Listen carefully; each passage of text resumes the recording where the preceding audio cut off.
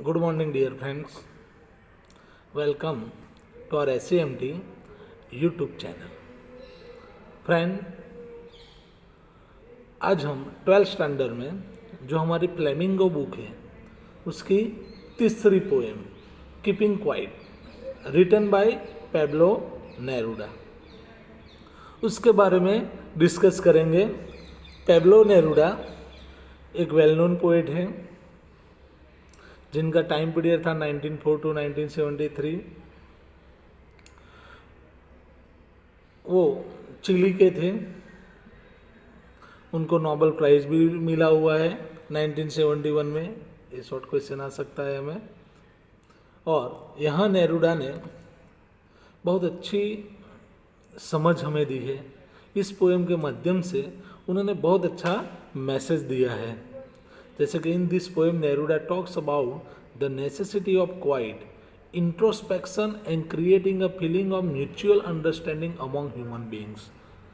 Friends, हम जैसे कि जानते हैं आज हमारा जो वर्ल्ड है एक कोरोना की वजह से एक 3-8 में आ गया है.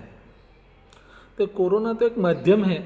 ऐसा कई सारी चीज़ें हैं जो हमने खुद क्रिएट की है, ह्यूमन बीइंग ने क्रिएट की है और वर्ल्ड पे एक खतरा मंडरा रहा है हमारी बेवकूफ़ियों की वजह से. हम जो एक्टिविटीज़ करते हैं उस एक्टिविटीज़ की वजह से पॉल्यूशन बढ़ता है. पॉल्यूशन की वजह से ग्लोबल वार्मिंग, ये सब तो हम जानते ही है. और ऐसे जो वेपन हैं जो डिस्ट्रक्शन के लिए यूज होते हैं, ये वेपन भी क्रिएट करने वाले हम हैं. तो इसीलिए ये पोएट है, जैसे कि हमारा टाइटल है, देखो, कीपिंग क्वाइट, शांत रहने को कहा हुआ है. यहाँ बहुत अच्छा वर्ड यूज किया है, इंट्रोस्पेक्शन. चुप के लिए कुछ भी मत बोलो, शांत रहो. यहाँ पोएट बताते हैं कि एटलीस्ट 1 और 2 दिन, यहाँ तो now we will count to 12, वो जब तक 12 काउंट करे तब तक हमें चुप रहने को बोला है. लेकिन मैं यहाँ कहूँगा कि भाई 1 दिन नहीं, साल में 2-3 बार, 5 बार, 10 बार, जितना हो सके तब तक हमें शांत रहना चाहिए. हमारे यहाँ आपको पता है कि भाई मौन व्रत रखा जाता था पहले. मौन व्रत का मेन आशय क्या था कि 1 दिन के लिए हम कुछ ना बोले इन द सेंस उसके पीछे का एक मेडिकल रीजन भी रहता है, माइथोलॉजिकल रीजन भी रहता है कि भाई 1 दिन आप चुप रहोगे तो आपके जो ऑर्गन है, इंटरनल ऑर्गन, उसको भी आराम मिलेगा. कोई गंदी बात आप नहीं बोलेंगे, शांत रहेंगे. और साइलेंट इज सिल्वर ऐसा माना जाता है हमारे इंग्लिश में भी. तो यहाँ बताया कि भाई हमारे जो अर्थ में अलग अलग भाषाएं, कई लैंग्वेज बोली जाती है, वो लैंग्वेज 1 दिन के लिए स्टॉप हो जाए. लेट्स स्टॉप फॉर 1 सेकंड बोला है, लेकिन मैं 1 दिन बोलूँगा कि 1 दिन के लिए सारी भाषाएं चुप हो जाए, सब लोग साइलेंट हो जाए, तो हमारा वर्ल्ड कितना शांत हो जाएगा. अभी हम देख रहे हैं कि कितनी परेशानियों से हम जूझ रहे हैं. नॉइज़ पॉल्यूशन इतना बढ़ गया है कि बाहर निकले तभी से हेडेक शुरू हो जाता है. तो इसके पीछे जिम्मेदार कौन है? ह्यूमन बीइंग है. तो यहाँ वर्ल्ड बोलते हैं, जो वर्ल्ड पोएट बोलते हैं, जो वर्ल्ड की सारी एक्टिविटीज़ है, सिर्फ बोलना ही बंद करने को नहीं बोला, लेकिन जो सारी एक्टिविटी चल रही है वो शांत हो जाए. जैसे कि हमने ये कोरोना में देखा कि जब लॉकडाउन था, फुल्ली लॉकडाउन, तब पॉल्यूशन एकदम कंट्रोल हो गया. हवाएं स्वच्छ हो गई, नदी नाले स्वच्छ हो गए, एटमॉस्फेयर एकदम स्वच्छ हो गया. तो देखो, अगर और फिर से जब ये सब शुरू हो गया तो पॉल्यूशन फिर बढ़ गया. मीन्स के ये वर्ल्ड को 3-8 में डालने वाले हम ही हैं. तो यहाँ पोएट बोलते हैं भाई ये सारी चीज़ें, यहाँ फिशरमैन के माध्यम से हमें बताया गया है कि सारी चीज़ें हमें बंद कर देनी चाहिए. और जो एक्टिविटीज हम कर रहे हैं, जो जॉब कर रहे हैं, 1 दिन के लिए रुक देनी चाहिए. सिर्फ घर पे बैठे रहो तो भी वर्ल्ड शांत हो जाएगा. आगे उन्होंने बताया कि भाई जो वॉर हो रहे हैं, ग्रीन वॉर है, गैस वॉर है, फायर वॉर है, मीन्स कि ये सब डिस्ट्रक्शन है. इसके पीछे कोई लॉजिक नहीं होता. अपने ईगो संतोषने के लिए पॉलिटिशियन वॉर शुरू कर देते हैं कई बार तो, और भुगतना सबको पड़ता है. तो अगर आप युद्ध में जीत भी जाए और सामने बहुत सारा डिस्ट्रक्शन हो गया हो, ह्यूमन लॉस हो गई हो, तो उसका कोई अर्थ नहीं रहता। तो यही बात पोइट समझाते, कोई अगर नासी करना है तो ऐसा वॉर क्यों, हमें ऐसा वॉर नहीं चाहिए, इससे अच्छा तो हम शांति के दूत बने। इसलिए हम बोला भाई क्लीन क्लॉथ पहन के हमें सबसे मिलना चाहिए, भाईचारा जो ब्रदरहुड है, ऐसा मैसेज हमें वर्ल्ड में स्प्रेड करना चाहिए। तो ये सारी बातें इन्होंने पोएम में बताई है। और अर्थ भी हमें कुछ सीखा जाता है, वो भी लास्ट में बताया है कि भाई अर्थ हमें क्या सिखाता है कि भाई देखो नेचर का नियम है क्रिएशन एंड डिस्ट्रक्शन, हम डिस्ट्रैक्ट हो जाते हैं लेकिन अर्थ कभी डिस्ट्रक्ट नहीं होती, वो हमें कुछ नहीं सिखाती है। जैसे कि सब हम देखते हैं कि भाई ऑटम आता है तब पूरे जो पेड़ है उसके जो पत्ते हैं सब गिर जाते हैं, पूरा चमन उजड़ जाता है। लेकिन जब स्प्रिंग आती है तो हमें कुछ नई लाइफ देखने को मिलती है। तो अर्थ हमें ये सिखाता है कि भाई दुख के बाद सुख तो है, सुख के बाद दुख, दुख के बाद सुख, ये साइकिल है और ये साइकिल में से हमें पसार होना पड़ेगा, इससे हमें डिस्ट्रैक्ट होने की ज़रूरत नहीं है। तो ये सारी बातें हमें ये पोएम में सीखने को मिलती है। तो आइए हम ये पोएम वर्ड टू वर्ड देखते हैं। Hello guys, welcome to BK tutorials. और आज हम लोग करने वाले हैं फ्लेमिंगो बुक से पोएम नंबर 3, जिसका नाम है कीपिंग क्वाइट। और इस पोएम के पोएट है पैब्लो नेरूडा। तो देखते हैं इनके बारे में दो शब्द। Pablo Neruda is the pen name of Neftali Ricardo Reyes Basoalto, who was born in the town of Parral in Chile. तो पैब्लो नेरूडा इनका पेन नेम है। पेन नेम मतलब ये जब पोएम लिखते हैं तो ये नाम यूज़ करते हैं। ओरिजिनल नाम इनका है नेफ्टली रिकार्डो रईस बसाल्टो और इनका जन्म हुआ था परल में in Chile. नेरूडा's poems are full of easily understood images which make them so no less beautiful।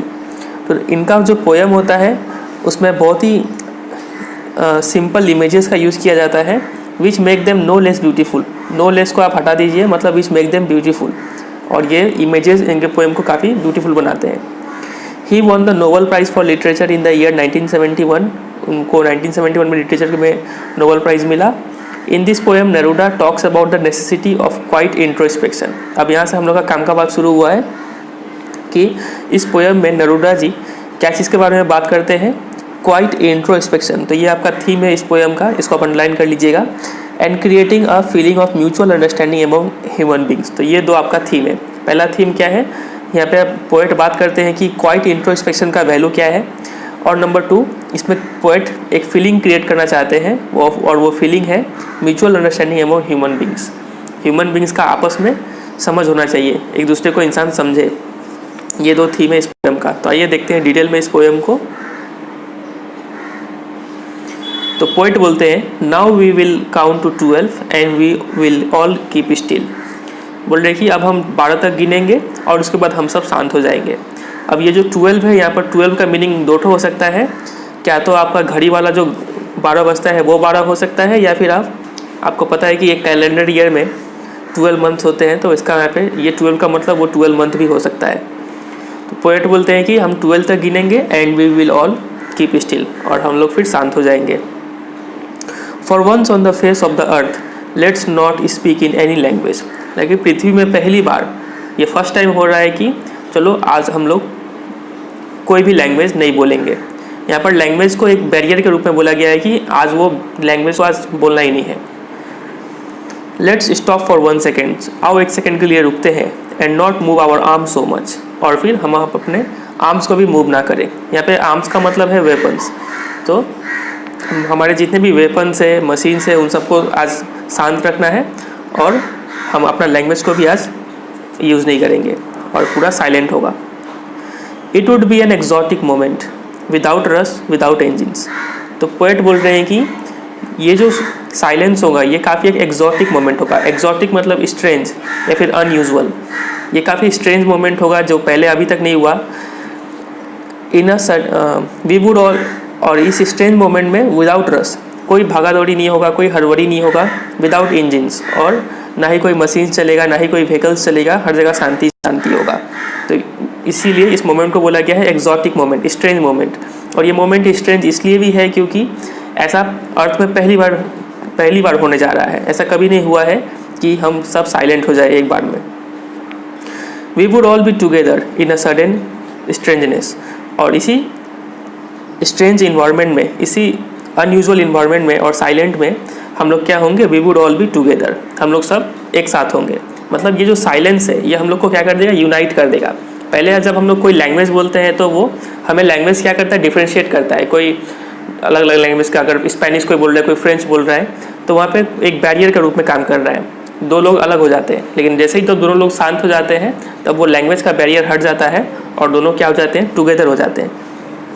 तो वही यहाँ पे बोला गया है कि अगर सब साइलेंट हो जाते हैं, अगर हम अपना आर्म्स मूव नहीं करते हैं और कोई विदाउट रश, विदाउट इंजिन्स अगर हो जाता है, तब क्या होगा, we would all be together, तब हम लोग सब शांत हो जाएंगे इस स्ट्रेंज इन्वायरमेंट में।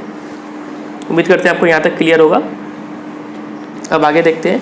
और यहाँ पर वी वुड जो है, जब भी ऐसा हो कि दो कॉन्सोनेंट साउंड लगातार आ रहा हो, वी वुड, तो यहाँ पे एक फिगर ऑफ स्पीच यूज़ हो रहा है। बोलते हैं कि यहाँ पर फिगर ऑफ स्पीच है आपका एलिटरेशन, तो ये आप याद रखिएगा। जैसे कि यहाँ पर WWVV साउंड आ रहा है तो व का साउंड आ रहा है दोनों में कॉन्सोनेंट साउंड, तो यहाँ पे बोलते हैं एलिटरेशन फिगर ऑफ स्पीच है। अब आगे देखते हैं। Fisherman in the cold sea would not harm whales. अब यहाँ पे कुछ इमेज यूज़ किया गया है। बोल रहे हैं कि ये जो मछुआरे लोग हैं, फिशरमैन लोग हैं, वो समुद्र में वुड नॉट हार्म वेल्स, वो लोग वेल्स को कोई हानि नहीं पहुँचाएंगे। यहाँ पर पोएट ये मैसेज देना चाह रहे हैं कि इंसान क्या करेंगे, जानवरों को तंग नहीं करेंगे, एनिमल को डिस्टर्ब नहीं करेंगे इंसान लोग। And the man gathering salt would look at his hurt hands. और दूसरा इमेज किया गया है एक इंसान का जो सॉल्ट निकालता है समुद्र के खारे पानी से, तो वो इंसान क्या करेगा, रुकेगा और would look at his hurt hands, और वो अपने हाथों को देखेगा। मतलब पोएट बोलना चाह रहे हैं कि वो स्टॉप हो जाए, अपना काम से रुक जाए, and see what they have achieved और लूज, और देखे कि उन्होंने अपने जीवन में क्या हासिल किया है और क्या खोया है। ठीक है, वो पोएट यहाँ पे बोलना चाह रहे हैं।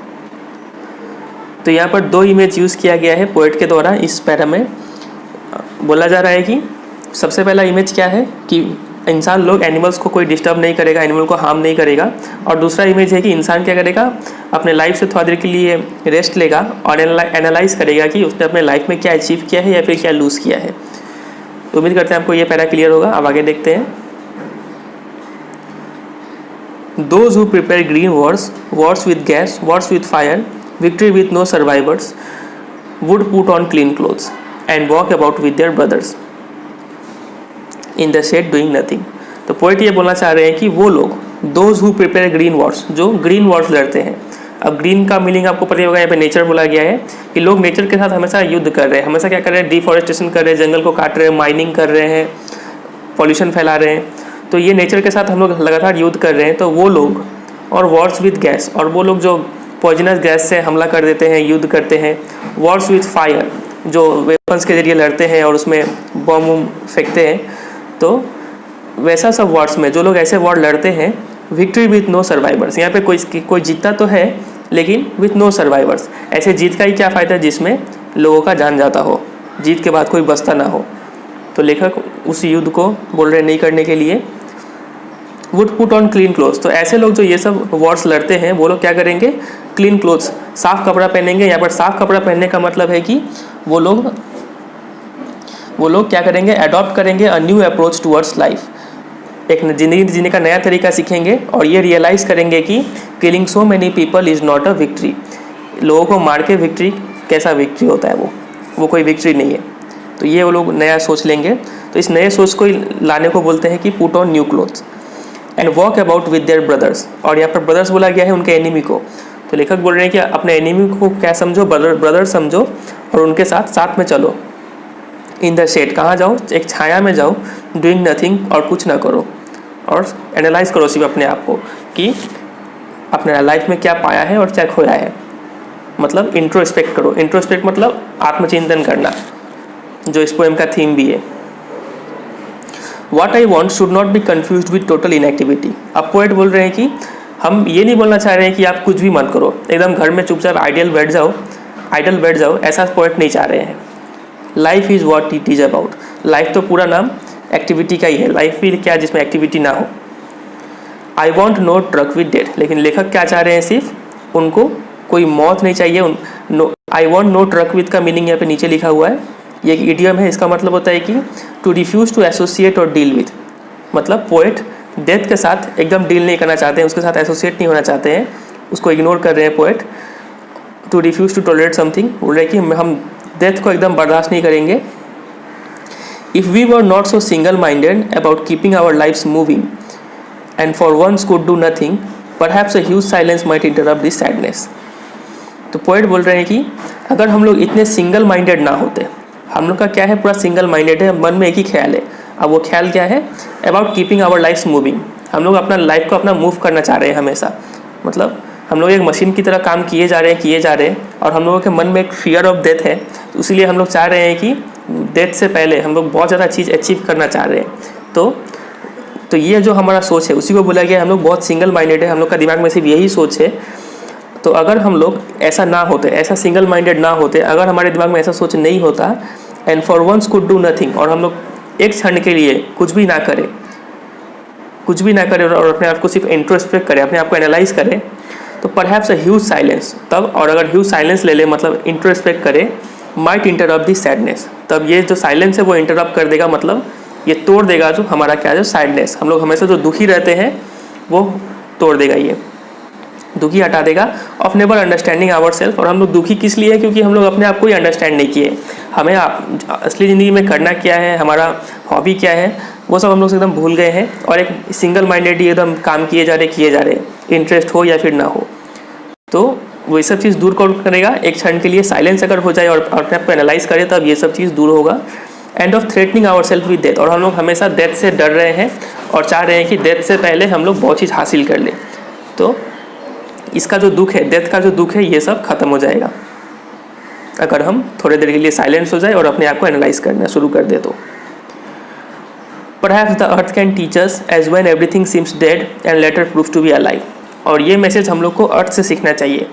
जैसा अर्थ में आपको पता है डिफरेंट सीजन्स होते हैं, वैसे ही विंटर में क्या होता है कि हर चीज़ साइलेंट हो जाता है, डल हो जाता है, पेड़ों के पत्ते झड़ जाते हैं, तो लगता है कि एवरीथिंग सीम्स डेड, हर चीज़ लगता है कि मर गया है। And later proves to be alive, और फिर जैसे ही स्प्रिंग आता है तो फिर से नए नए पत्ते निकलते हैं, फिर से सब में लाइफ आ जाता है, चिड़िए बहुत जोश में आ जाते हैं।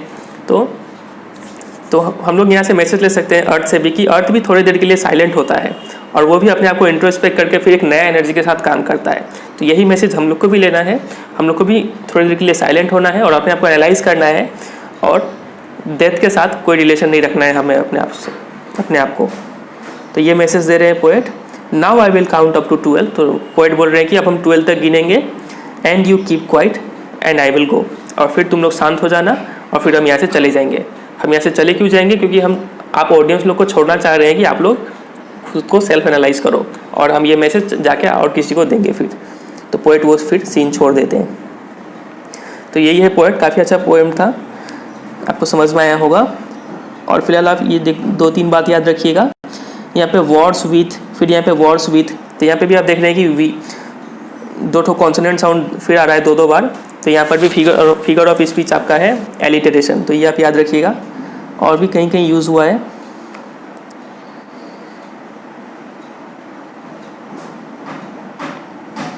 तो और कहीं यूज़ हुआ होगा, आप देख लीजिएगा।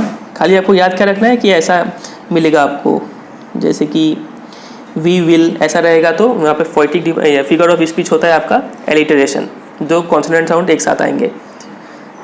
तो यही है फिर ये पोएम। उम्मीद करते हैं आपको समझ में आया होगा, बस यही है। और आप बाकी के चैप्टर्स का एक्सप्लेनेशन भी देख सकते हैं, आपको स्क्रीन पे दिख रहा होगा, एक प्लेलिस्ट का लिंक आया होगा, आप उसको क्लिक करके बाकी चैप्टर्स का भी एक्सप्लेनेशन देख सकते हैं। तो आज के लिए इतने रहने देते हैं, मिलते हैं बहुत जल्द एक नए चैप्टर के साथ। तब तक के लिए goodbye and take care.